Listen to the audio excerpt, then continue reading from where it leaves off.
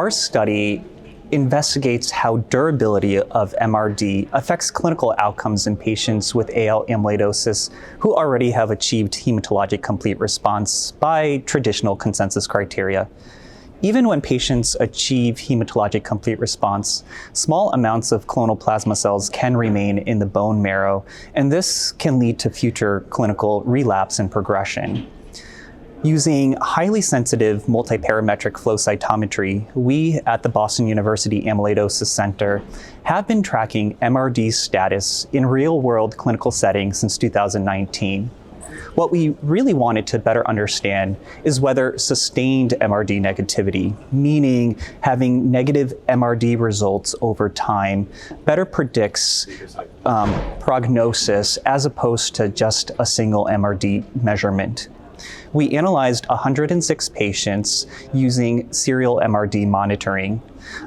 Overall, we found that 40% of patients achieved sustained MRD negativity, and this seemed to be true across different treatment history, including patients who were newly diagnosed after first line of treatment, as well as relapse patients who had received 2 or more lines of therapy.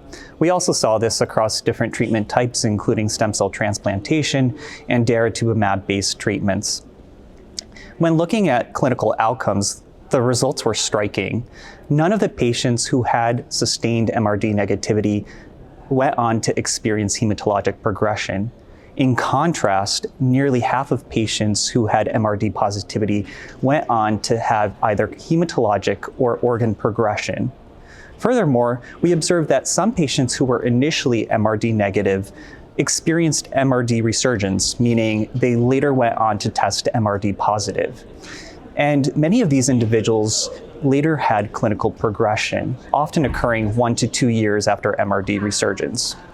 So our study findings show that MRD is dynamic in AL amyloidosis and that a single MRD check is probably not enough. Sustained MRD negativity is a strong marker of long-term disease control. And MRD resurgence may serve as an early warning signal.